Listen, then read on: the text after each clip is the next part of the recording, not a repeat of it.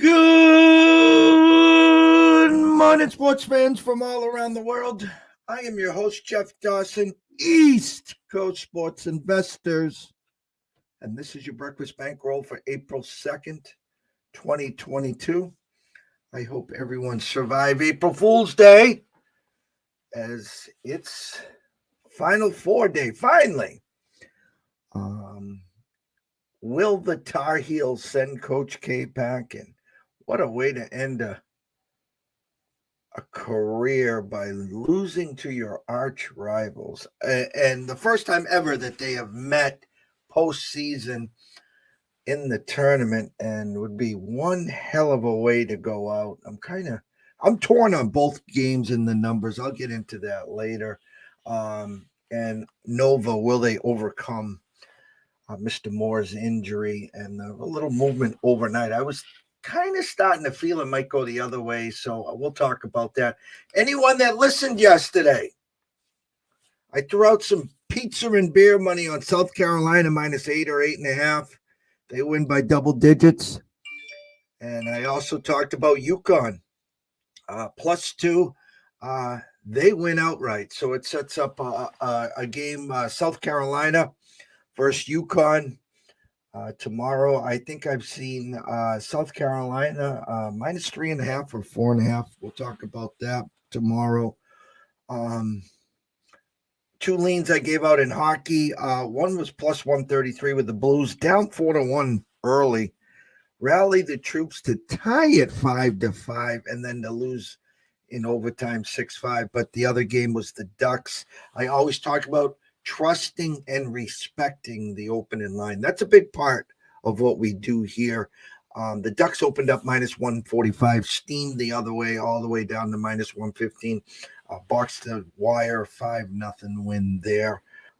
So congrats to anyone that played any of those selections last night.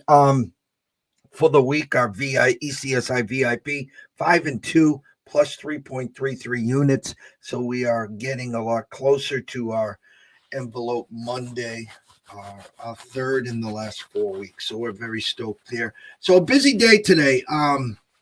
We talked at length yesterday about the DeGrom injury, and we talked at length about the Dodger trade with Timbrel and their back end, how it stacks up. So it's the weekend. We want everyone here to breathe. We want everyone to relax. If you blew your rent money yesterday, the cable about to get shut off, well, maybe we can get you to the window for a game or two. So without further ado, let's bring in my co-host from the Palm Tree State himself, the one, the only, Mr. Scott E. Webb. Morning, Scott. Morning, Jeff. And I didn't get nobody to the damn window yesterday. I'll tell you that. My morning plan, when I write up these basketball games and stuff, I got this AM look and then a PM look, right? If I would have just stayed with the damn AM look yesterday, I would have been 3-1. So what I do, I go with the PM look and I go 0-2. So how about that? The NBA, you talked about the Wizards B and C team. Their best player stand-in was Kuzma. He wasn't playing. And in come the Mavs that opened up at 4.5, went to 7.5. And the Wizards put up a $128, $130 on them. It's just so comical in the NBA. I guess I always look at it one way. I always talk about the halftime phone calls, the end of the third phone calls. I guess the bottom line is this, Scott, is they're professional athletes. So the B team, the C team, I watched it last week, okay? I had to sweat the final leg of a parlay when Toronto was playing the Celtics. And the Celtics, I caught wind. We talked about it on the show. That number, Celtics went from -3 to +4. And I says, well, that means at least that Tatum's out, most likely Brown's out. It closed at -8.5. And the Celtics were winning most of the damn game, and it went to double overtime. So, I always, and the pessimist in everyone is just to say, oh, it's fixed, it's rigged. Look at this. They didn't have Tatum, Brown, Horford, or Williams. So this was, they were 10, 11, 12 deep on their bench, yet they were winning most of the game and it went double overtime. So I guess to think positively here, they're professional athletes. They have nothing to lose. They're playing with house money. And lots of times the other team is the one that's just dragging their feet because they think it's a layup.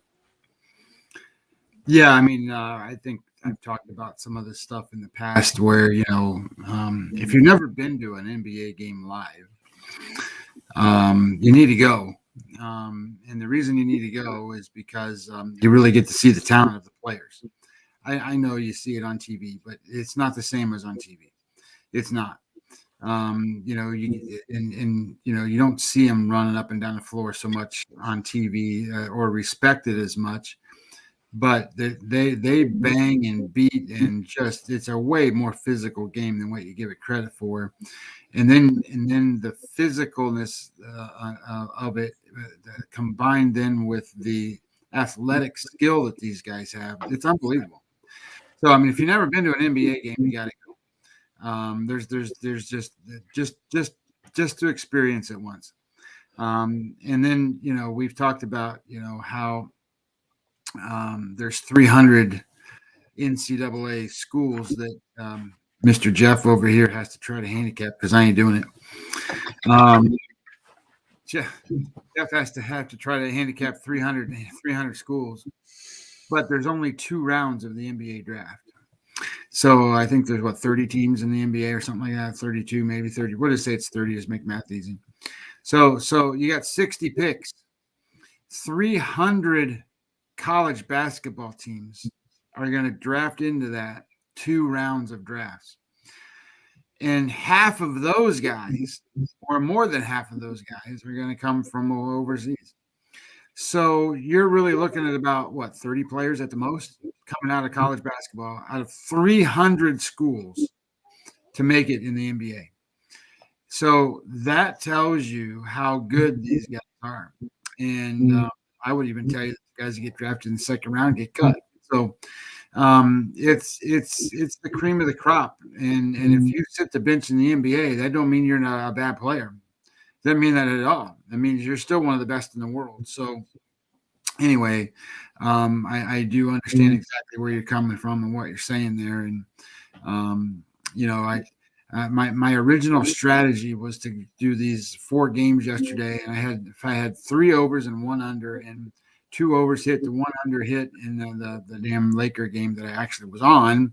For the over, they missed by 5, so they came up a little short. But anyway, it's just like the Lakers; they come up short everywhere down the road they go. So And, Mr. Lucky's just beating the shit out of them on Twitter. He's just killing them.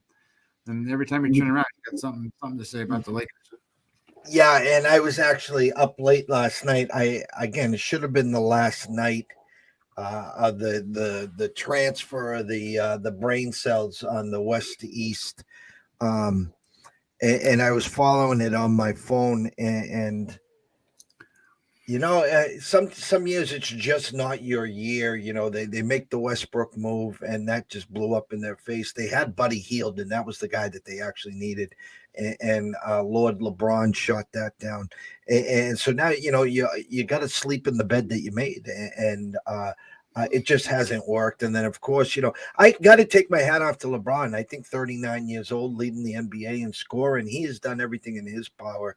AD being as brittle as he is again, another guy that once LeBron moves on, this Lakers team is just absolutely in trouble once he moves on. And I've said this for a while now. Their first move in the offseason for their future is they have to move AD. They have to get whatever they can for him. Maybe try to move West because it'll be an expiring contract. Bring in what you need to think is best for you in the future. If LeBron gets upset, well, it is what it is, LeBron. You destroyed our team by allowing all our kids to be playing and actually playing well and being stars for some of these other teams. And look what we have left there. They come up short again. They had opportunities to win this game. It looked like, early fourth quarter, I think they got up to a 5-point lead, but they just couldn't close the deal. And that's what has happened to them all year. So maybe an early exit and not making the playoffs will be best for them there. But as you said, Mr. Lucky is just absolutely having a field day, as he likes to say, the gift that keeps on giving. He is roasting them. Every time you turn around, it's holy shit, Chick Kern said this and blah, blah, blah. It's just great. Shout out to Gary Brown, who is a faithful listener, and he will be our meteorologist on Sundays for the NFL, where we're going to go in. He's got all the charts. He's got everything. So when the weather is a factor, we're going to get up-to-date weather reports to see if actually the primetime guys are blowing smoke up our dress, with that, frigid cold and 50-mile-an-hour winds where Gary pulls up the actual radar and says, Jeff, I got about 8 to 10 mile gusts here. So I'm helping some DFS action as well. And he is always doing well in his Bobby Burns pool. I think I heard through the grapevine that he's got Kansas and Duke standing, or Kansas and North Carolina, with Kansas winning. And if it does happen, he takes down the pool again. So congrats getting to where you are. And hopefully, I don't know I kind of know where I'm leaning in both games, but we'll get to that. So today, Scotty, actually, let me backtrack for a second. I read some Mets news today, and yesterday, of course, was all about DeGrom, and then sprinkled in was the fact that Max does have a little tweak in the hammy. He says he's fine, whatever, but that's all it will take is one of those cold, 28 degrees down in New York and a slip or something, and next thing you know, Max is on the shelf. But someone brought it up, and it is true, and I want your thoughts. It makes too much sense. The A's are holding on to Montas and someone else. They were supposed to get moved too. I mean, it makes too much sense. I'd be on the horn with them just to get another arm over there to kind of stopgap the next, 6 to 8 weeks. With the Mets in this position, I mean, would the A's really be holding it ransom, or is it something that it won't happen? I think that the other guys is Manaea. Yes. But my thought is that they would already be moved if they weren't asking in ransom for them already, because they don't want them on the books anymore. They want all this young, good talent to come in. They're not necessarily expecting somebody to come in that's going to go help them today, but they want somebody that's going to be able to help them tomorrow. So they don't want a guy that's a prospect that's in single A that's one of the best prospects in baseball from single A. They want a guy that's in the best prospects of baseball that's, in double A or triple A that's going to be ready to help them by the end of the year or next year. I don't think the Mets are in that position. As a matter of fact, I know they're not in that position. That they don't have guys that are in the those kind of categories. Now, I will tell you what I did see that does make some sense to me. I'm looking at the prospects for them right now. I mean, their number one prospect is an A+ player, so he's right out of rookie league, and he's shortstop. So I mean, their estimated arrival time 1, 2, 3, 4. The first 4 guys are all in 2023. So, and that's if they get there. So I don't think the Mets have what it's going to take to get a Montas or unless they're going to do something really crazy, like give away one of their starting 9 guys. And I don't think they're going to do that either. So what I did see that was kind of interesting is I saw that the San Diego Padres are in talks with the Mets. And they've got people they want to move around. They want to get rid of Will Myers. They want to get rid of Eric Hosmer. They want to get rid of these guys. And they got a pitching nightmare going on with a whole bunch of these young guys that haven't gotten a chance. Well, I shouldn't say haven't got a chance. They haven't made it yet. So even guys like Chris Paddock, who's pitched a lot in the major leagues. Was a highly touted player and came out and did great in his first few starts or whatever, but he's kind of backed off of that. Hasn't been as good nearly. I saw that they were looking to try to make a package deal where they can put Paddock together with Eric Hosmer, for example, and send him to the Mets, and they get Dominic Smith back. So Dominic Smith's not got a place to play. I mean, he's not going to play every day for the Mets, and theoretically, he could play every day for the Padres. So that might make a make sense type move. And you're taking a chance on Chris Paddock of being one of those guys that instead of being a 3, 4, 5 type guy, which he is for the Padres, maybe he's young, so maybe they get him fixed and get him pitching again, where he's one of the best guys in baseball.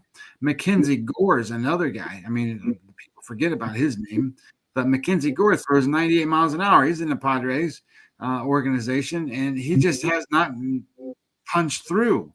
And I get it. He was a huge guy that they were going to rely on and count on. I see his name coming up in trade talks and stuff now. So it just depends. I mean, I don't think the Mets are going to be in a spot to go get the Oakland A's guys because I don't think they have the right guys to give back, because I don't think that's what they're looking for. I think the A's aren't trying to win today. They're trying to win in 2 years. And the Padres, they're trying to win today. So if they get a guy that can help them, and say it's a Dominic Smith or whatever, and he gets a chance to play 160 games and hits 35 home runs or whatever, shit, that's a pretty good help. And they got rid of 2 guys off of their payroll that they don't need anymore. And then the Mets have now an opportunity to give up that 5th spot, or that spot at least for a little while, from Tyler McGill, and then you can put Chris Paddock in there. So it's not the worst thing in the world, but that's a lot to give up for a 5th guy, and then you're taking a whole bunch of goddamn payroll that you don't want anyway. But the Padres are trying to make it sweet for them too.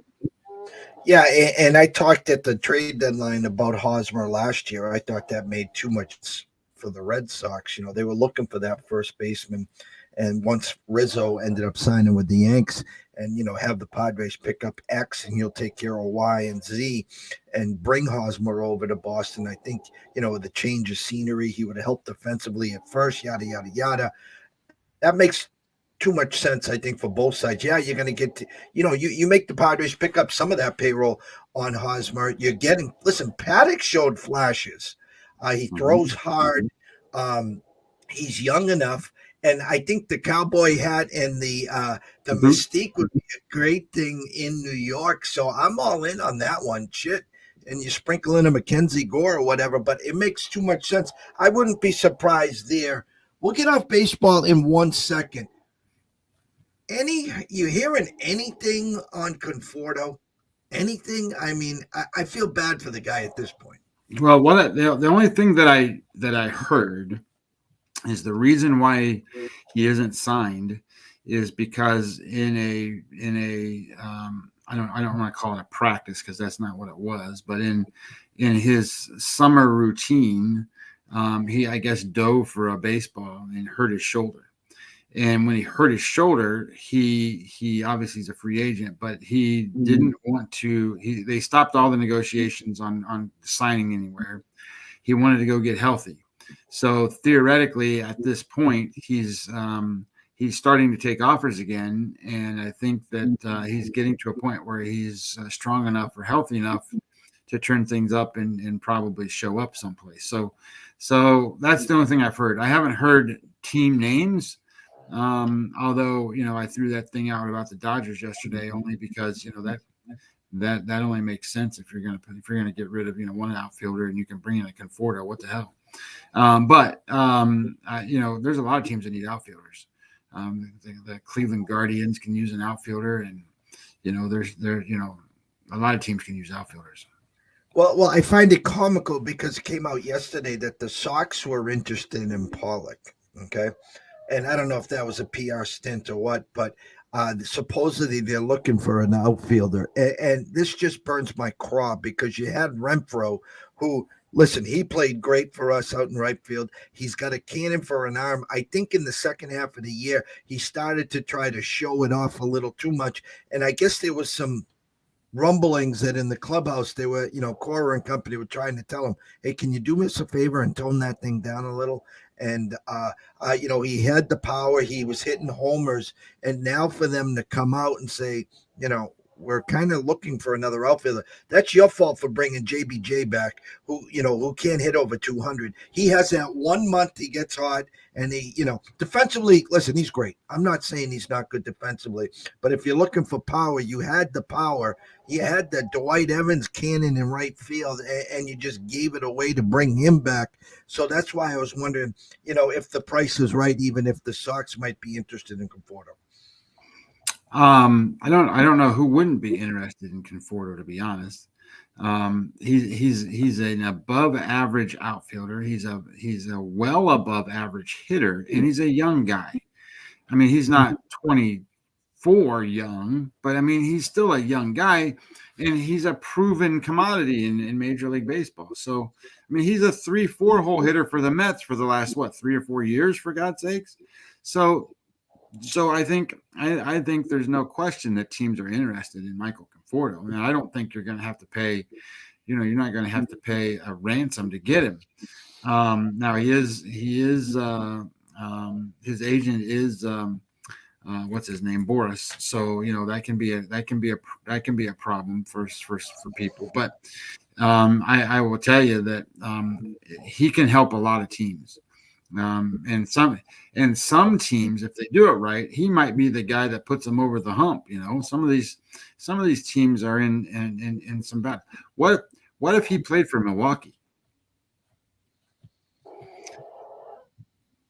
Listen, that I've been poo-pooing Milwaukee because I thought they had the dream run last year. Everything broke perfect. Their pitching stayed healthy. Hader stayed healthy. I'm still waiting for him. I think he's on. He's overdue. When you have the greatest arm, or the greatest, you have an arm with such power from the left side, and to come in and he can come in and close. He can come in and he can get you, 5 outs in the 7th. And was just electric last year, and they just lacked power. I tell you what, if Yelich ever becomes Yelich, even 75-85% of them, and their pitching holds up, they will lap that division. I think you might see that. From now, I got to caution everybody because everything you see on social media is not what you want. So I don't really look at what people say. I look at what coaches tell you and what they're seeing. And I will tell you the scouts. There's this guy, I forget what his name is, Bernie Plus, it begins with a P, but I follow him on Twitter too, and he's a scout. So I kind of trust what he says. he's looking at things and he's like, look, I don't know what to tell you. But Christian Yelich is back to Christian Yelich. And if that becomes the case, but holy shit, Katie bar the door, because he's an MVP player, not just an all-star. He's a 40+ home run guy that bats over 300. That's who he is. And if he can be that for that team, all of a sudden they got an offense. So I thought it would be interesting, they made some interesting maneuvers on their offense, and I think they're going to be a lot better. But I don't think they're in a, like they could still use a Conforto. I mean, they got Andrew McCutcheon going to play out there this year, and they brought in Hunter Renfroe. So there you go. So I like the things they've done, but they could certainly go in and bring in a Conforto. Plus, they get the DH this year. So that's the idea. What they're going to do with McCutcheon is put him in the DH role. So I like Conforto there. I just don't know what kind of dollars they're going to put towards that. But I still think that I think there's no question Corbin Burns is the number one guy there, where last year it was kind of like, okay, is he the number one guy or is Woodruff the number one guy? Well, it's obvious that Burns is the number one guy, and Woodruff's still a great pitcher, but he's not Corbin Burns anymore. And, I started backtracking and look at these guys for the last few years. All of the guys that are pitchers for the Milwaukee Brewers, Corbin Burns, Woodruff, and Freddie Peralta, were all relief pitchers that turned into starting pitchers because they developed them that way. And if you go back and you even look at like Adrian Hauser, he's that way too. And they have another kid. His name is I'm trying to remember what his name is. Ashby. What's his Aaron Ashby. Aaron Ashby is the same kind of guy that like Corbin Burns and Woodruff are. He's going to throw this year. He's 23, I think. He's going to go throw in the bullpen. And then he's going to be a guy that they develop and get him. He's going to be the next one that comes up and starts pitching. They got guys that can pitch. They just need guys that can hit other than Yelich. But I think they got guys that can get on base. I mean, Willie Adames was a great guy for them last year. Colton Wong was a good guy at getting on base. But the Lorenzo Canes of the world, he's on his backside, going out the door. And Rowdy Tellez is a guy that doesn't need to play. He's just not that good. And so I think there's room for another bat. NBA today, there's only 5 games on the board, but just from the eye test, they're all intriguing. There's no 15, 17, 19-point spreads. I was talking to a few people yesterday that were on the Celtics, and they were just bitching, whining, screaming. Can you believe? I mean, they played grab ass the whole game, and they got the W, but they never were covering that. But today, we got a 12:40 start with Charlotte at Philly. I'm showing on Wager Talk opened at 7.5, now 5.5.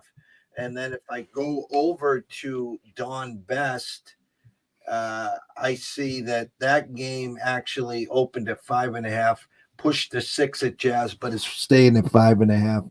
Cleveland opened at 2 at Mecca in New York. Now the Knicks 1.5-point favorites. Brooklyn and Atlanta. Brooklyn opened up at 2, staying at 2. I got a notice a few minutes ago that Trae Young is questionable there. Miami at Chicago. Miami opened up 1.5, now 2. And Utah at Golden State opened up 1.5 and 2. So it's a great slate, meaning they're all coin flips. Scotty. Yeah, I have a couple of thoughts here, and one of them is the first game, that Charlotte-Philadelphia game. My numbers tell me that, and my numbers get confusing sometimes, so I got to be careful here what I say. But my numbers tell me Charlotte should play well today, and Charlotte should hold in, and not only hold in, but my number says they're going to win. Now, I preface that only because typically the pace of play is what is going to determine a lot of the scoring when my numbers come up. And they have a much, much higher pace of play than what Philadelphia does. So if Philadelphia goes out there and can dominate the pace of play, then this game could flip a little bit, and I would understand the line better. But I'm going to go ahead, and I was looking at pregame, and there's $110,000 on this game. 57% of the money is on the Sixers. And it doesn't look like to me that the money's moving anywhere except maybe possibly the other way. So I think they want more money to come in on the Sixers, and that's why they keep lowering the number because the money's not coming in on the Hornets. So I'm going to go ahead and I'm going to play Charlotte plus the 5.5. What did you say? You could get them at 6 now or something? They're 5.5 across the board. DraftKings teasing you with the minus 105. So next move looks like it would go to 5 there. Yeah, I'm going to go ahead and take Charlotte plus the 5.5. And the only other game that I liked was Cleveland plays New York today, and what are you showing? Don Best has an opening number on a total for that one. On Cleveland, New York, 219. Open number 2. Okay, so see, like I had the overnight number at 214.5, and now it's been bet up to 218, and that number is up to 219. That number's going over. So I like it to be, if my number says 228. So I think you're probably good at up to 219 or so. I wouldn't go over that because you're just losing value. But so I'm going to go ahead and play Cleveland, New York over, because in the last 2 weeks, both defenses, the Cleveland defense has been awful. They've been allowing 120 points per 100 possessions, and that is 10% worse than the league average. And the New York Knicks have allowed 117 points per 100 possessions, which is 7% worse. So these guys are allowing way more points than what's going on. And both for Cleveland, they need to win these games. So I think that New York's been playing a lot more competitive, especially at home. So I like them to score some points today and go over that number. Those are the only ones I bet on because I don't like that Utah Golden State game. I know Curry's not playing, and I know that there's money coming in on Utah, but I'm going to stay away. All right, let's tiptoe to the Final Four. That's what everyone's here for. I was hoping to wake up and see the light. I was expecting a power move. I started to head that way, and it didn't. So I can tell you this, guys. We follow 5-6 sites. And I'm just going to tell you this. I am tracking over at Sports Insights over 54,000 bets on the Villain Kansas, about 50,000 on North Carolina Duke. In our business, the more data we have, the easier it is to get this information. Now, so if I told you that on Sports Insights now, and again, every site's different, okay? But on Sports Insights, 62% of the bets are coming in on Villanova, but 61% of the money is coming in on Kansas. A line that, okay, guys, it didn't open at 4, okay? It opened at 3.5. It immediately went to 4, okay? So let's start there. And it's stuck on 4. You can get a 4.5 at FanDuel right now. Circa is now at 4.5. Caesars wins at 4.5. So minus 0.5. So the next move is back to 4. The under over opened at 133, is now 132.5, and it is now 133 in some spots. Let me go to the Vegas. 133 straight across the Vegas Strip. 132.5 at the Mirage. So everyone knows by now that Nova's second best player, EJ Moore, is out. So it's Gillespie and the next man up. They weren't deep anyways. They were 7-man deep. Now they're 6-man. I have talked at length about Jay Wright, about this Nova team. I saw it with my own eyes. It's Hoosiers 2022 version. I'm not telling you Bill Self is not a good coach. I'm not telling you he hasn't been on this stage. He's won national championships. It's just something about this Nova team. And you'll know early. If Kansas gets out and dictates the pace and it's 10-2 Kansas and Villanova's going to play that uphill battle the whole time, you're in trouble. Like I said last weekend, holding an Arkansas +5 or 5.5 ticket, I knew in the first 4 minutes Duke was the right side. But I want to tell you this. Everyone's talking about the damn Kansas second half. The 47-15, they outscored Miami after being down 6 at halftime. Everyone has amnesia about Houston and Nova. The whole world was on Houston. They couldn't be beat. This was Phi Slammer Jam in part 2. Villanova went box to wire. Everyone forgot about that game. Do you guys remember that game? No, because you saw what Kansas did to Miami the second half. We remember what we saw last. It happens so much in football. When that team wins that Monday night game or that team on Monday night gets trounced, watch how those lines move. So if someone's looking for a lean, okay, you want to get cutesy, okay, your guy has 4.5, buy the hook, take Villanova plus the 5, sprinkle in some pizza and beer money on Nova plus the 165 and 170 and move on. If you like Kansas, then play Kansas. I'm going to stick to Gillespie. I'm going to stick to Jay Wright. I'm going to stick to Hoosiers 2022, and I'm going to take a swing there. That's part 1. Part 2, North Carolina and Duke, 55% of the bets on Carolina, 74% of the money on Duke. Yet the line is stuck at 4. And I look over here on Don Best, and they're telling me that 51% of the bets are on North Carolina. So I'm getting conflicting information. A total that opened up at 152.5 and is now 152. I think what happens here is no one can decide, so they're going to take the over. I listened to Dave Sharapan yesterday. This is going to be a track meet.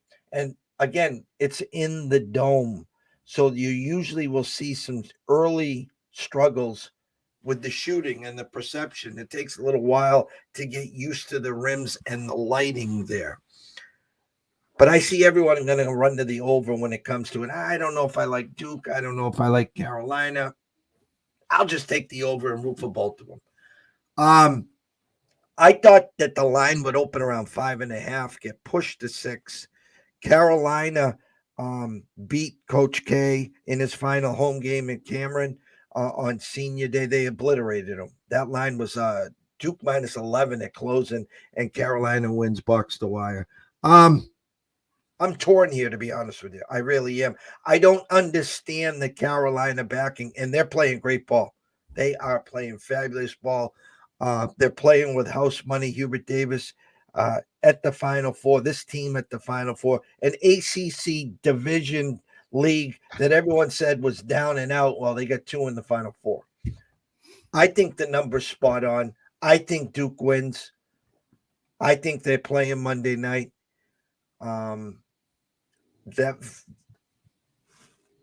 The numbers tough. I'm not going to tell you to run to the window and play the money line either. I think Duke wins. I think it's spot on the number. If you bought the hook to 3.5 and landed on 4, you cash. Everyone else pushes. So I'll go here, say Duke Nova today on those. In the hockey, let me just change here. What caught my eye in hockey this morning? We do have a 12:35 start. Florida at New Jersey. No, thank you. Pittsburgh, Colorado. Colorado opened up at 135, pushed to 142. Again, I think they're looking for Colorado money. The same thing I thought with Edmonton, and you won in overtime. I would lean Pittsburgh plus the 130 here, or 132 at 305. Winnipeg and Kings, nothing. Montreal, nothing. Toronto, Philly, nothing. Boston, Columbus, nothing. Minnesota, Carolina, no thank you. 10:35 tonight, Dallas at San Jose. They opened at 160, down to 158. Again, trust your eyes, trust and respect the opening numbers. I got burnt on Dallas this week trying to win in LA on the puck line. I do lean them again on the puck line. Dallas, I think you can get, let me give you the actual number. I'm not going to give you a minus 160. Dallas plus 168 in the puck line at San Jose. So that's it. If you guys have any comments, questions, concerns, you can hit me up at EC Sports Invest on my timeline or direct message me. I'm not going anywhere. Scotty at Webby20MLB as well on his timeline, direct messages. Closing thoughts, Scott. We're getting ready to do some baseball shows, and I think one of the things we need to talk about and have people understand is I'm seeing a lot of people on social media go, "Oh, this guy's playing a great spring. He's going to be really good, and this and this and this and this." Well, let me just preface one thing. Batters can be very deceiving in spring training. The results can be very misleading. And the reason is because the pitcher is not trying to get them out. They don't have a game plan. They're not going up there going, well, this guy can't hit a curveball and this guy can't do this and this guy can't do that. So that's what I'm going to do. They're working on their own stuff. So the pitcher's up there going, I need to be able to throw, a better changeup this year. So he might throw 14 changeups in a row just to get it right, just to get his arm slot right, just to do a lot of different things. That has nothing to do with the batter success rate in a result. You got to judge a batter's success rate by things you can't see in a stat line. So I know there's a lot of guys out here that use StatCast and barrel rates and hard hit numbers and all that stuff, and I use them too. But I don't use them except for when it's real. You don't want to use, don't get misled by what you're seeing in those numbers, because there's a reason these are exhibition games. And the reason is because they're working on stuff. They're building arm strength. They're doing whatever they're doing. So I'm just cautioning people. It's the calm before the storm in Major League Baseball right now. I'm working on a lot of different things because my plan is to get real involved in some props this year. So I gotta throw some mechanics into that, meaning that I got so much shit going on. I gotta have some programs that are written. So that's what I'm kind of doing, so that I can get some of that stuff designed. But the point being is, I want you to think about. Don't look at the results. Just don't. If any advice I can give you is go back to the last 30 days of real games last year. Use those numbers. Don't use spring training numbers. Don't or even if you want to use forecasted numbers, use those. But do not use anything from spring training. Not one thing.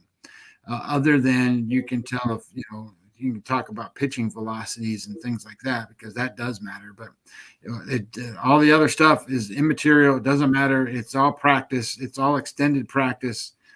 They're not trying to win. They don't have game plans. They're not trying to get outs specifically based off the hitter that's there. If they get an out, they get an out. I mean, they don't want to be out there all day. But the point of it is just be careful of what you're looking at.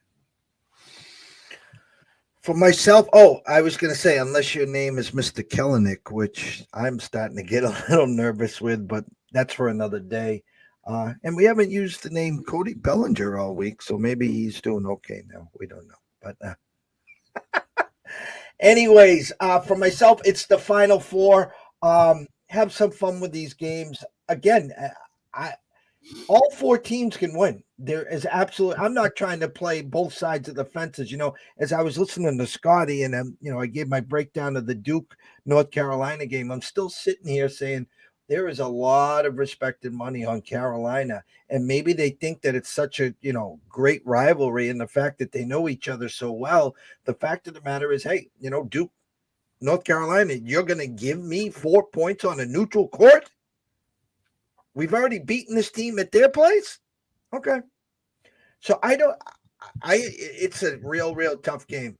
It really is. Both of them are. Again, Kansas can get out early today and not look back. The more injury will start. The people on Kansas today, if Kansas goes box to wire, they're going to look you straight in the eye and says, how could you take Villanova without their second best player? Well, unless you've watched this team live and see what I see, it's just next man up. They are a team. Everyone knows their role.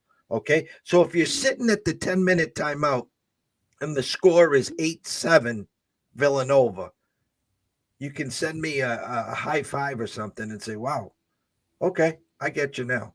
Okay. So we'll see about that. But anyways, I want everyone here to have a blessed day. I want everyone to enjoy the weekend. April is here. It's the second. I can't wait. Next Saturday at this time, me and Scotty will be breaking down a dozen baseball games. And as you see, I'm smiling ear to ear. There's nothing better than baseball. And listen, if you have a weak heart and you like to throw the remote, you like to hit the walls because of a infield hit, an error, a blown save, a pass ball, don't invest or wager in baseball. Don't. We will break them all down. And listen, there's a million ways to play it, but it is what it is. So thank you. Always remember this. If you are wagering today, please do it responsibly. If you have a problem, pick up the phone. Why? Because myself and Scotty care. We want you investing and wagering responsibly. There's an 800 number available. If you have a problem, pick it up. Myself and Scott want to see you here today, tomorrow, next week, next month, through 2022 and beyond.